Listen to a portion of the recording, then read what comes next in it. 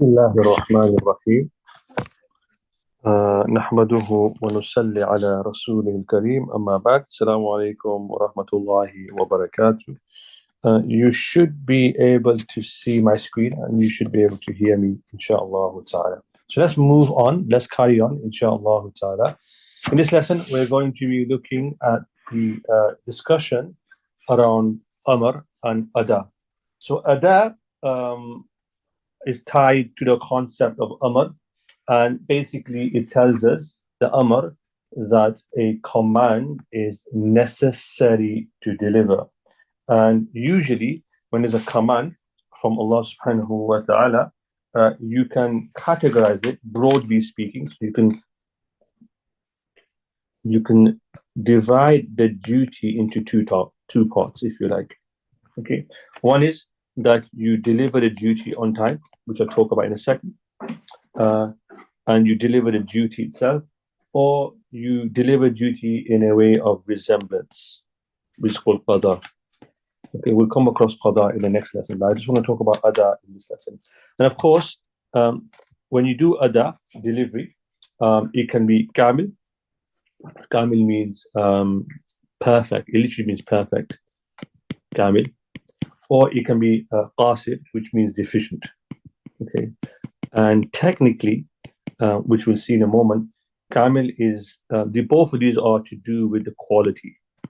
Okay, the quality, the sifa, which we'll talk about. Next lesson, we'll talk about the two types of qada. There's also perfect qada, if you like, kamil, and there's also a deficient type. But I'm not going to talk about them in this lesson. I'm just going to talk about the ada, this one, in this lesson, inshallah ta'ala. Okay, so that's what ada is.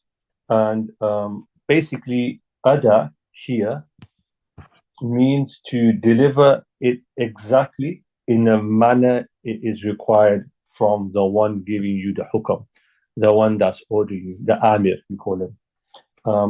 And qada, resemblance, is to do it in a way that resembles it. So it's not done exactly, but it resembles it. And we'll talk about some of the details about this in a moment, inshallah ta'ala. So with that introduction, this is the introduction, or this is the conversation to do around qada. I've talked about ada, which is two types, ada ul-kamir and ada ul-qasir. And kamil is to do the task exactly as, in this case, because we're talking about Sharia, as the lawgiver, God, Allah, has intended for us to do it. Okay, and qasir is to deliver the task, but in a different way from what it was intended. So, for example, a kamil, I write kamil here in Arabic for you. A kamil might be, for example, to perform the 5 daily prayers, the ritual prayers, and in the most perfect way would be to perform them on time, perform them in the masjid for the male folk in congregation. Another example might be to do the tawaf, to go around the Kaaba when you're going for Umrah with wudu, with ablution. That's kamil, that's perfect. You don't need to have wudu, it's on a condition, but if you do it with wudu, you've done it in the most perfect way, because they've been prescribed in that manner, and if they are delivered in that manner, you've delivered it exactly as they should be. Okay, to give you like a more secular example rather than a religious example. Of course, when I say secular, I don't mean secular in a sociological sense. I mean in terms of like non-religious here.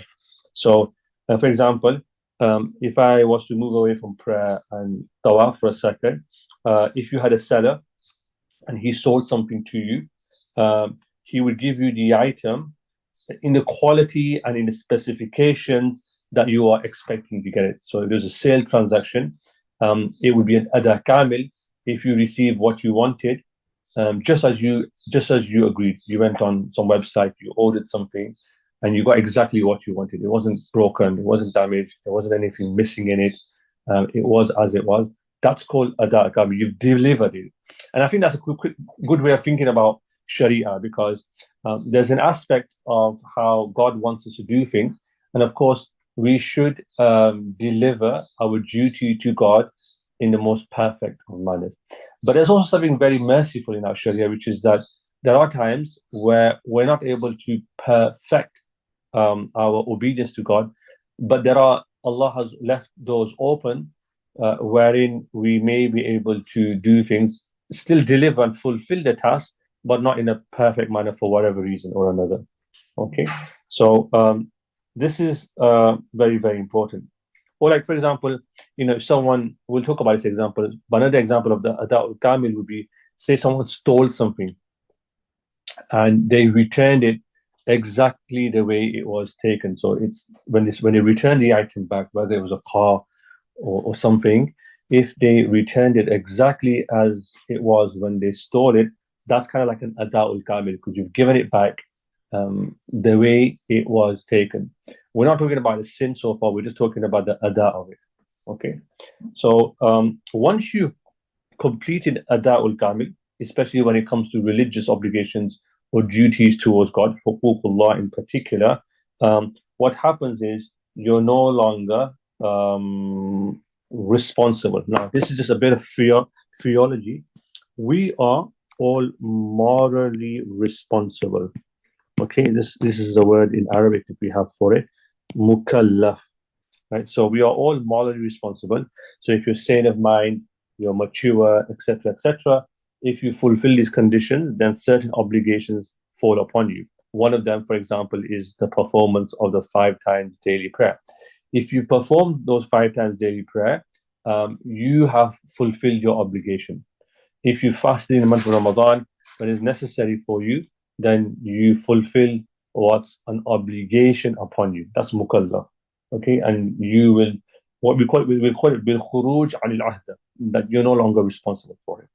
Okay, and to take another secular example, if somebody was to steal something and they return it back to the person who owns it, it's like we've cleared the accounts. We've done. You're no longer responsible. You've given what you stole back to that person. Okay, or you give something back or whatever it may be. That's a different matter. Okay, so let's kind of move on. Okay, let me start. Okay, now the important thing is the ayn. So I just want to put here, this is not, the ayn means not, it doesn't mean the eye, but it literally means the thing itself. We're going to talk about this in a second. So the aynul wajib, for example, in salah is a prayer, right? For example, the aynul wajib in tawaf is when you go for umrah is a tawaf. The ayn, right? These are like the essence of it all. What is the essence? Okay, and what this one is the one that's Kamil is kind of doing it as it is. Okay, so and then you also have Ada'ul Qasir. So here is when you do something that's deficient. It's done, but it's done in deficient. And because I've written Ayn here, I'm just going to tell you what this is. This is to do with a sifa. Very, very important. So on the one hand, this is the way you differentiate. Ada is to do with doing the Ayn, and the Qasir Ada is Kamil. The Qasir Ada is to do with the sifa. The Kamil's Ada is to do with the Ayn. Okay, so let me give you some examples just to help you, inshallah, understand. Okay, so an Ada'ul Qasir, a deficient one, this one here, is where you deliver the task, but there's a deficiency in the quality. There's a deficiency in the quality. And that's why I've written a word in Arabic here, sifa. Sifa means the quality. Now, the important thing is that the deficiency is not in the ayn, but it's in something that's what we call extrinsic to it. So if you know the word, there's a word in English, we have extrinsic, and you have something that's intrinsic. Yeah. So intrinsic is something that's like within the thing itself. So the prayer would be intrinsic. Extrinsic is something that's outside of prayer. So for example, let me give an example. To perform the prayer with all the postures properly, to do with steadiness, not to rush, is part of prayer, but it's not the ayn of the prayer. It's a sifat of the prayer. It's extrinsic to the prayer, right? So, we call it ta'deel al-arkan in Arabic. Ta'deel al-arkan. Adl al-arkan. So adl means justice. But here, it means to do everything in its proper way. So if somebody did perform the prayer, but they rushed a little bit, they've performed the ada'u kamil, right? They performed the ada, they performed the prayer, but it's not kamil, it's naqis, because they've rushed it. So they've done the intrinsic part, which is the prayer, but because they rushed it, it's seen as a deficient type of prayer. And that deficiency is in the quality of the prayer. Can you see? So we call it ada, but it's a deficient type, which is called a qasid. That's to give you another example there. So the prayer is done, but because of this rushed nature of the prayer, we'll say that it's an ada or qasid. To give you an example, when a person is to do tawaf of the Kaaba and he was to do the tawaf, right? That's intrinsic. So he's performed it, but he did it without wudu, ablution. It's done. He's no longer responsible, but it's kind of like seen as ada'un naqis. So you've done it. You're no longer responsible. Inshallah, you won't be held accountable on the day of judgment, but it's a deficient form because you did it without wudu. Okay. To give you again like a secular example, if somebody sold something like a merchandise to somebody, like a purchaser, and like for a seller to hand over merchandise to the purchaser, that has incurred a debt or is sold for a crime, right? So, you sell something to somebody, but that was taken from the proceeds of crime. So it might be a laptop. It might be something that some money, but that's actually got debt to it. This is like seen as, okay, you've sold it to a person, but it's not perfect because there's deficiency in the product. Okay. Or like, for example, somebody sells a slave. So a slave who's in the custody of the seller. So say, for example, I had a slave. This is a classic example. We'll build on it. So say, for example, someone has a slave and the seller has him. And he damaged. So, say, for example, I had a slave and when he was with me, he damaged somebody's property.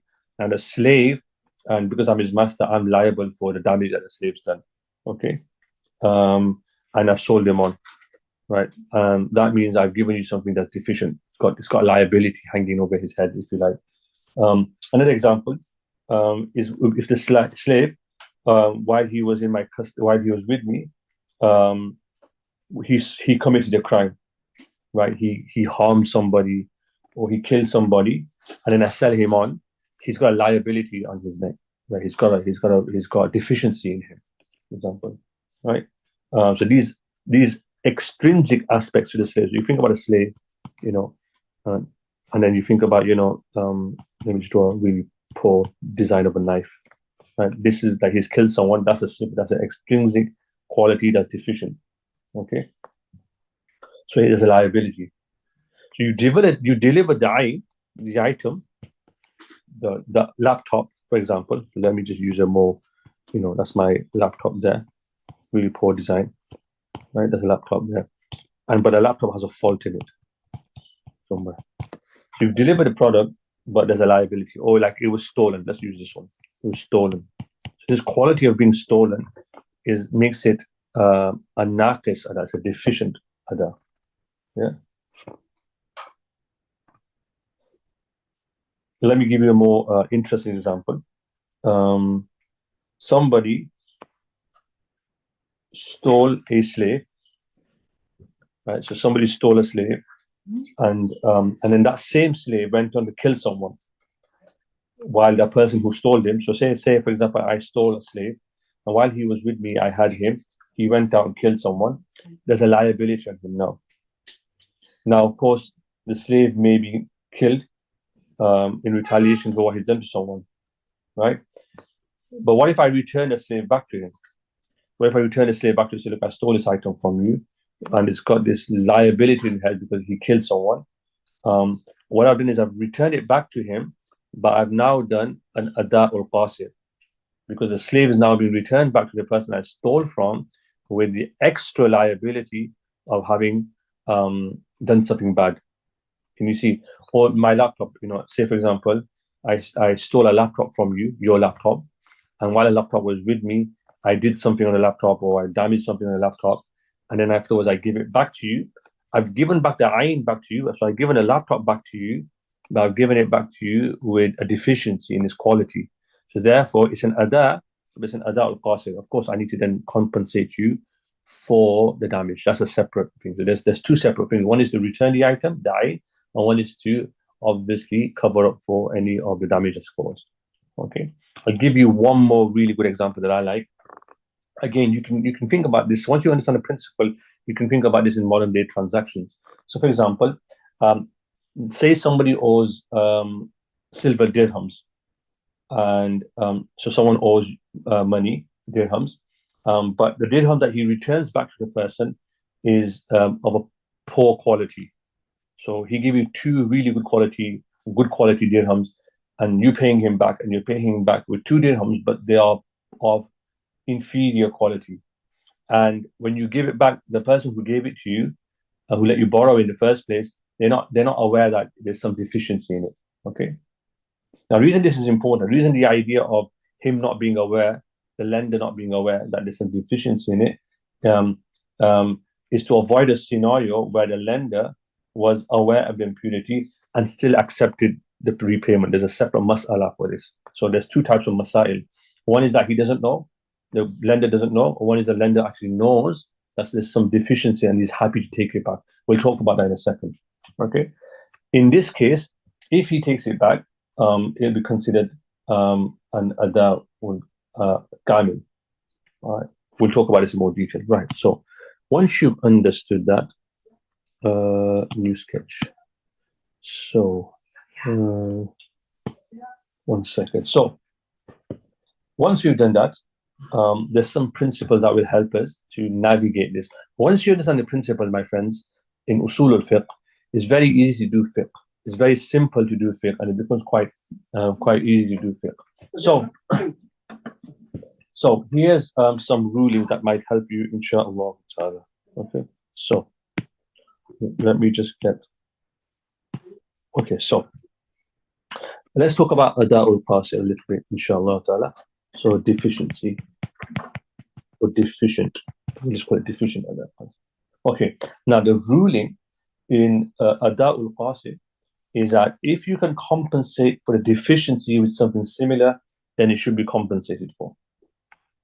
Okay, so if you're able to compensate for the deficiency with something similar, then it should be compensated for. So basically, the default is always similar compensation. That's the whole point. Similar compensation, if you like. So, now, sometimes this is something rational, and sometimes this is something that's not like it's not reasonable. You can't reason for it. Okay. Now, something that's rational will resemble the deficiency in either appearance or value. So it'll be in appearance or value. Okay. So appearance or value. If there is, so let me do like a diagram here. Is there similar compensation? Yes. The Y stands for yes. Then appearance or value. If there is no similar compensation, right, in appearance or value, then no requirement. Simple sort of diagram, if you like. But there will be obviously, there could be, depending on nature, there could be sin in that one. Okay, so just to go back again, the ruling, the principle on ada al-qasir is that if it's possible to compensate for a deficiency with something similar, then you have to compensate for it. So you have to compensate for it. Okay. And it's usually something that's either an appearance or value. If you can't, there's no requirement because there's nothing there and you'll be held sinful. So, for example, let's just pick one of the examples that we talked about before. Think about the prayer, right? So we said the prayer is the ayn, right? The prayer is like the thing itself, but it has sifa, right? It has certain attributes that either make it the quality of it, right? So sifa is a quality. So ayn is the object itself, and this is to do with the quality. Right? So let's look at a prayer, for example. So somebody, for example, let's talk about postures. We talked about postures before, doing things properly in prayer, not rushing, and so forth. Okay. Now, you can't compensate. Can you compensate for it? Can you compensate? Let's just say somebody did it, and somebody rushed their prayer. Can you compensate? Yes or no? Right? That's a question you need to ask. Now, you can't compensate. You can't compensate for it. Right? There's no way to compensate for it. So therefore, there's no requirement. You don't have to repeat the prayer. Okay? Because either you're going to say the person has to repeat the prayer again, or they have to do some sort of individual posture again. Like, for example, if they rushed between the ruku and the sujood, for example, when they stood up, they rushed it. And then you're either going to have to say to them, well, you're going to have to do it. You're going to have to do the posture itself, which doesn't make sense, or you're going to have to repeat the entire prayer, which we don't. There's no reason for you to do that. Okay.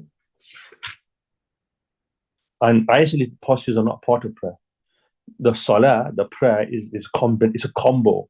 It's a combination of ruku, sujood, sitting, posture. It's a combination of prayer. It's not isolated.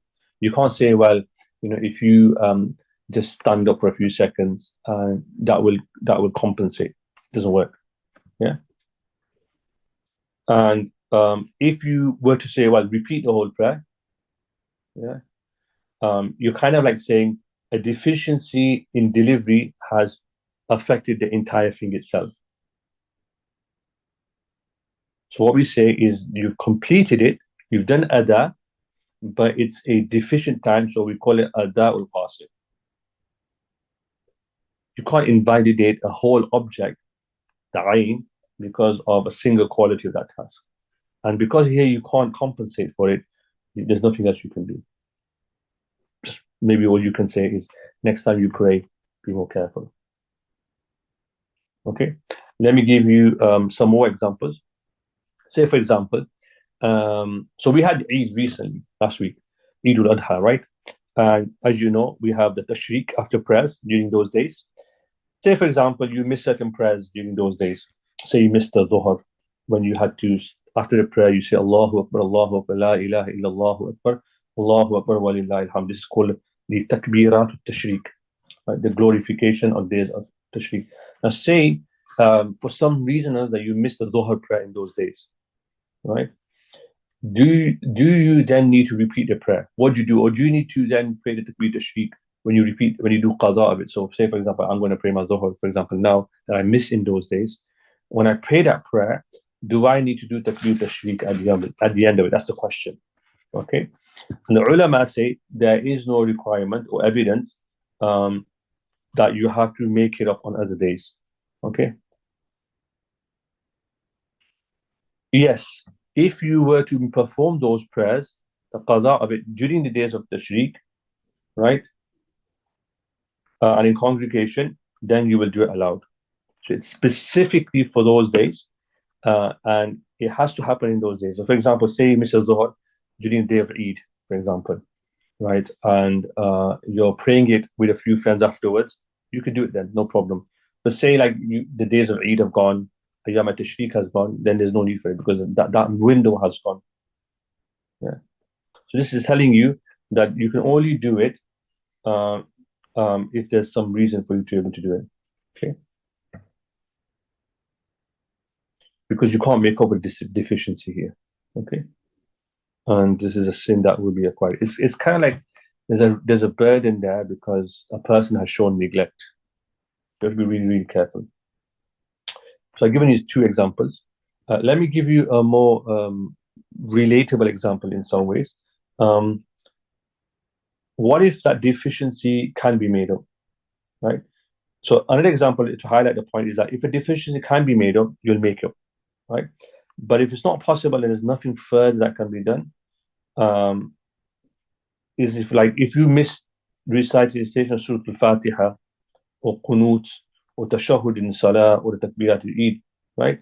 What do you do for them? Well, we have a replacement, which is for those things, we have the Sajda to Sahw. So we have from the lawgiver Sajda to Sahw, right? Forgiveness the sajda of forgiveness. So the Sharia, this is where you move away from the rational side and you move to revelation. So remember I said there's two parts. There's the irrational part, and there's a revelation part, and there's reason part. This is the reason one, which we've been discussing so far, when you can't find something that appears in value. But these, the second category, are which are given to us from the revelation. Okay, the Sharia has said if you miss these certain things that I mentioned, for example, you forgot to pay Surah Al-Fatiha, you forgot to pay the qunut in your witr, or you forgot to sit for tashahhud, or you missed the takbirat of Eid. It happened to me many years ago. I was super excited. I forgot to do the three takbirat at the beginning, which I did, but I forgot to do 3 at the end, of which you're supposed to do 6 altogether extra takbirat in Eid. And so I did a sajda to sahwa at the end of it. Right? And so the revelation allows you to do this. Yeah. And so these are wajib. And if you accidentally miss them, you're allowed to make up this deficiency of sajda to sahwa.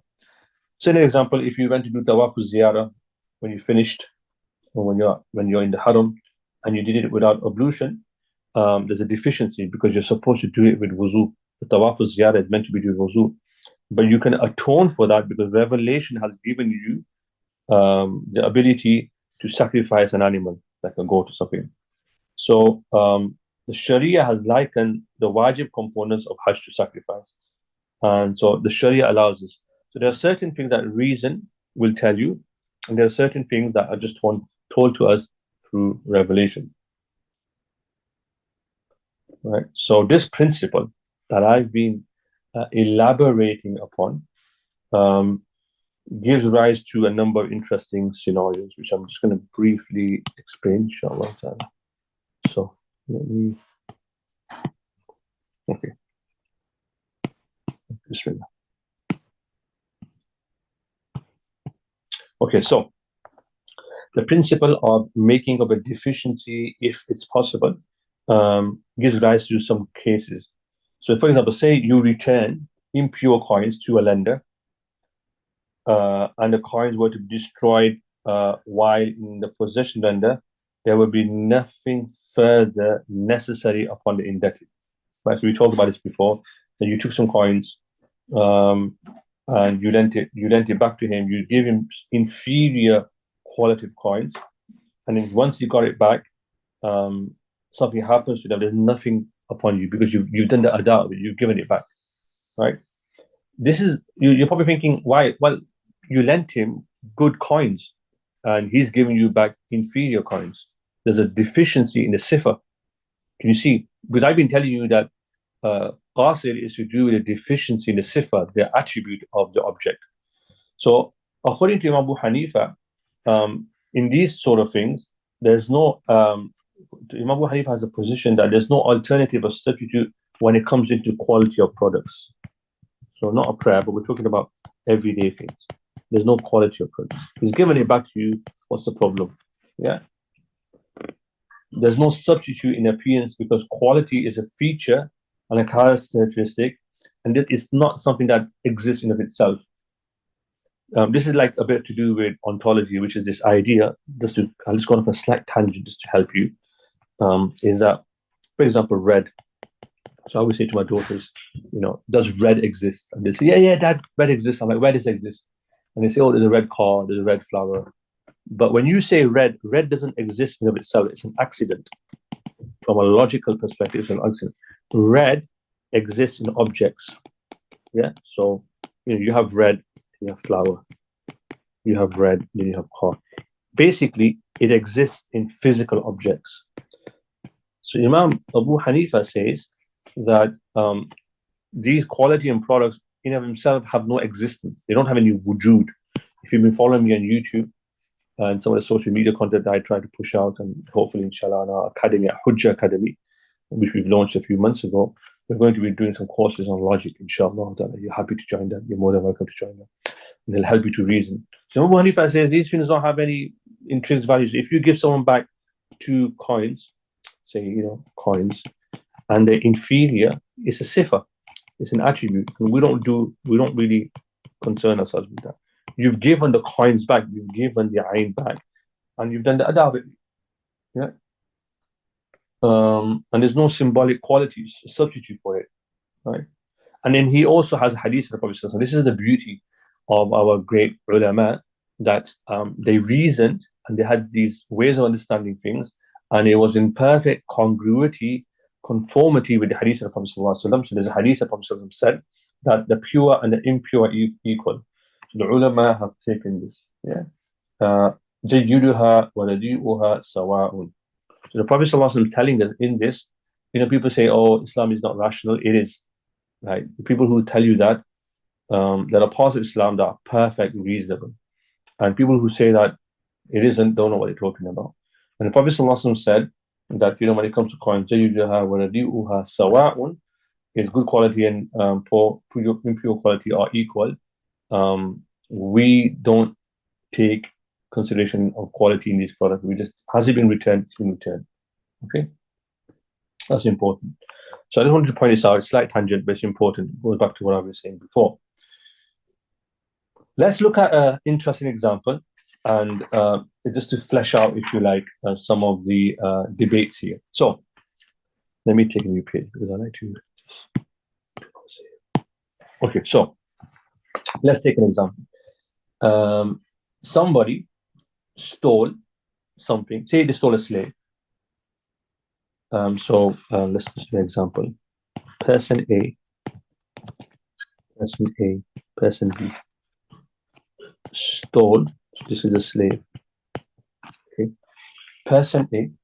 So one was to steal a slave, right? So he steals him, goes to person A. Maybe put him underneath. Okay, so they stole something. Could be a slave, could be an item. It doesn't matter. We're just using classic examples, but you can use it for iPads, laptops, whatever. It doesn't matter. So this slave belongs to person B, but A has stolen him. And while this person is with the one who stole him, he commits a crime. So he commits a crime. There's something wrong. Okay. And which basically means, for example, he stole something, so he might have to get punished, might kill someone, might have to go to court. It could be an item. You stole a laptop, and while it was in your possession, something happened with the laptop, some illegal activity happened with the laptop, right? These sort of things. And then what happens? Now remember what's happened here, right? The slave is then returned back. Okay. So he gives it back to him. So he returns what? The slave.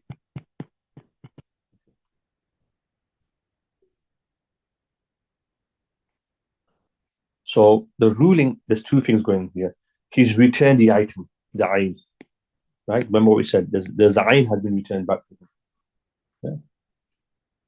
Yeah?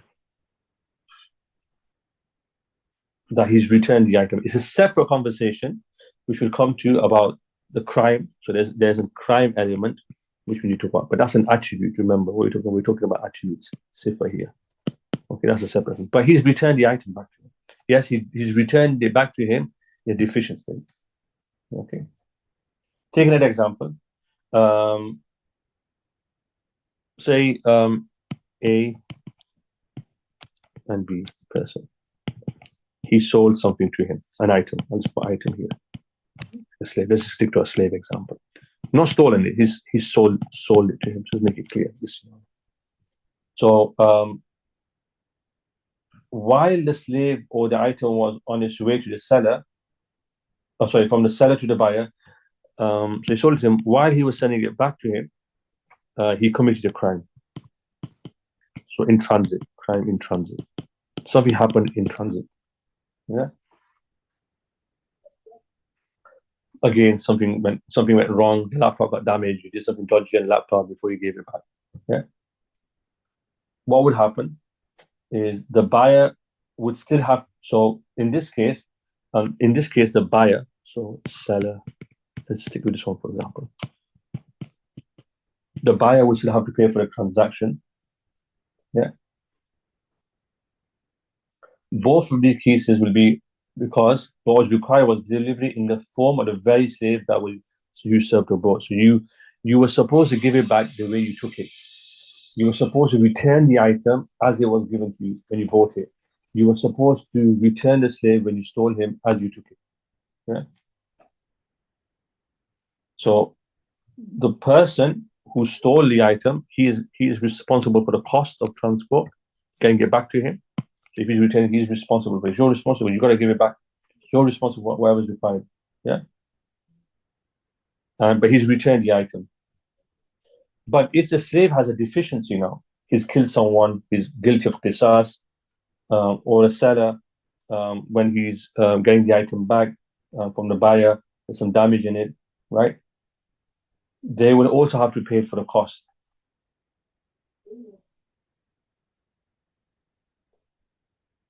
Because they have not delivered what was necessary upon them in the first place. Yeah. So there'll be a compensation for it. So you returned it, but then you have to pay for the damage, because when that damage happened, it was in the thief's possession or in the buyer's possession. So they're going to be responsible for it. So they've returned the item, they've done the ada of it, if you like, but it's a qasid ada, and so they are responsible. So, for example, while I was returning my laptop, something happened, I'm responsible for it, right? While I was returning this stolen goods back to the owner, I'm responsible for anything damage that happened. So you get like a classic example. Let me give you a classic example. Say somebody stole a slave girl. I know these classic examples sound like really archaic, but they're quite useful because you can just simply extrapolate it to modern day buying and selling. If somebody says stole a slave girl, they give these examples. Okay.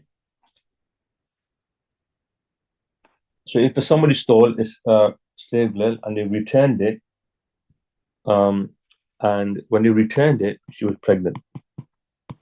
So there's a deficiency now. Returned pregnant. Right, she's pregnant now.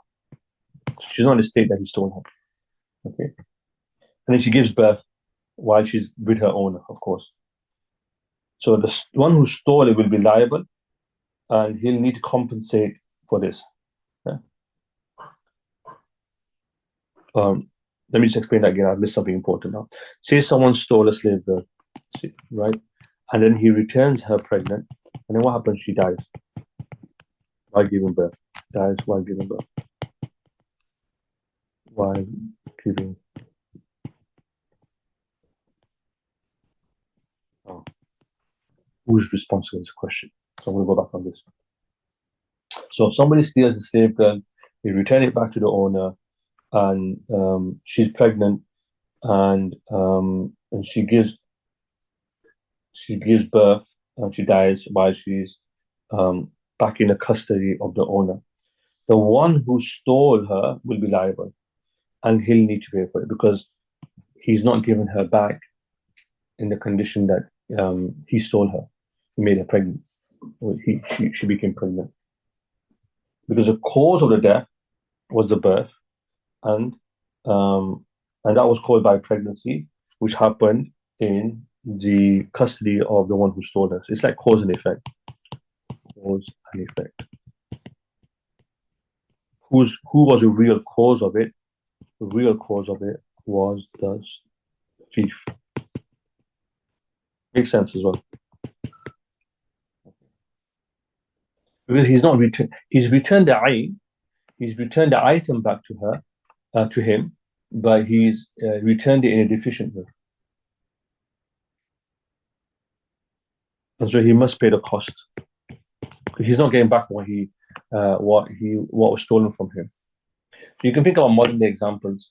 You steal something, and while you've got the item, you do various things with the item. You buy a laptop, you steal a laptop, and when you steal a laptop, you've done various things on a laptop, and then you return it back.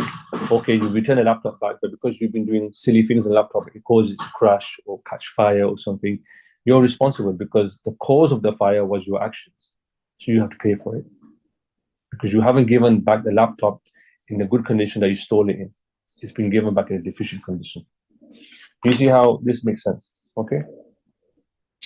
All right. So after saying all of that and going through lots of details, you'll see this a lot in like buyu. So when you're studying fiqh, you'll find it very, very useful.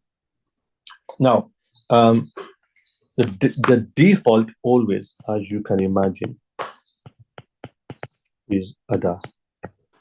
The default always is ada, and this is due delivery. Yeah. when delivering what is necessary, the default is always ada, whether it's kamil or qasir.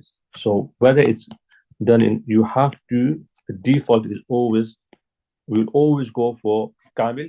If not from kamil, then we'll go for qasir. Okay. So you can't go to qada when ada is possible. So you cannot go to qada. We're going to talk about qada next week. But you're not allowed to go there as long as you can do it, whether in a perfect way or imperfect way. Okay. Only when the ada is no longer possible, then you're allowed to switch over to qada. Because ada is what Allah wants you to do, what the requirement is. As long as it remains possible, it makes sense that you're supposed to do it ada. Okay, even if it's done in a deficient way, you still have to do it. Yeah.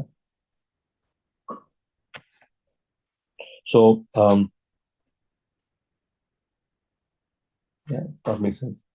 So for example, if you were to sell an item and you gave it to the buyer, and then he went and discovered a fault in what you sold to him while you had it. So say, for example, I sold a car to somebody, and so seller to the buyer, right? And then he finds out that there's a fault in the car. I don't know, it had bad tires, but it was when it was in my possession. When it was in my position. So when I had it, there was a fault in the tire. So what do we do? What are the buyer's options? What are his options? Right? In fact, he only has two options according to this principle.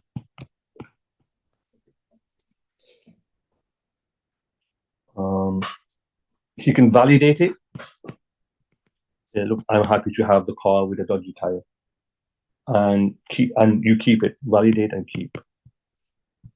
Yeah. Or he can invalidate it. I don't want it. I don't want the whole car. Remember, it's not the car that's faulty, it's something to do with the car, it's a sifat. Okay. And then obviously return payment. So I give you the money back. Return the payment. So you have one or two options. Keep it as it is with a dodgy tire. Your problem, you sort it out, or you say I don't want it, take the whole car back. Okay. The buyer doesn't have the right to uphold a transaction and insist that the seller pays a separate amount to compensate for the deficiency. So he can't say, give me this tire, give me money for the tire.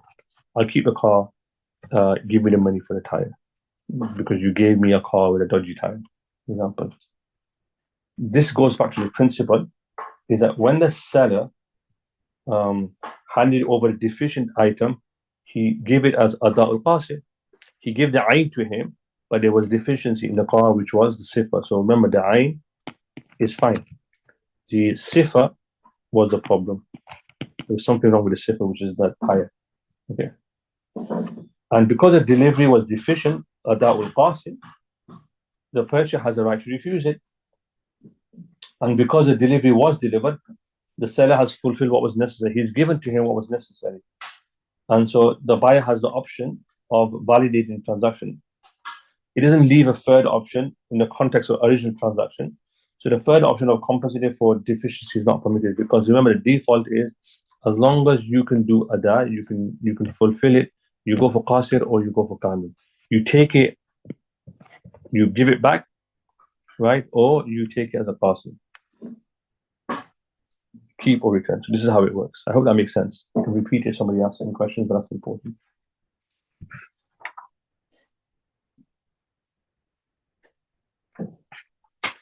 Making sure how much you have. Okay.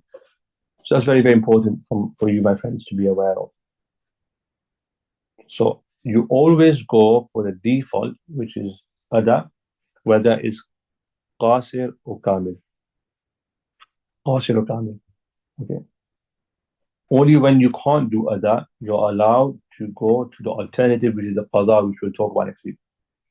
Because ada is the actual requirement, and as long as it remains possible, there's no need to go to alternative. So you think about deposits, having someone as an agent or an item. All of these things are based upon this principle, because these things will be defined and exact, right? So for example, if somebody was to deposit some money which is a defined and exact item. This is quite clear what's done, right? It's you know what it is. Yeah. So you can't, for example, if somebody stole, money, right? And you say, oh well, I'm going to give it to you in another form of transaction. That's not allowed, because you can always give it back. You can always give it back. You can always give. If it was £10 stolen, you give back £10 because you can do the ada.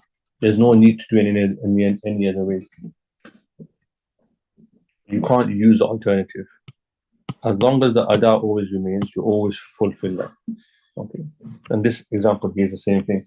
If you sold an item and then you hand it over to the buyer, and then he discovers later on that while you had it as a seller, there was a deficiency in the tire puncture or something, then you only have two options. You can validate it and you keep it, or you invalidate a transaction and the item is returned. In return, you get your money back. Simple as. Yeah. Because you've got the ayn. There's no need to go for qada. So the buyer doesn't have the right to say, yeah, I'll keep the car, but you pay a separate amount for compensation for deficiency.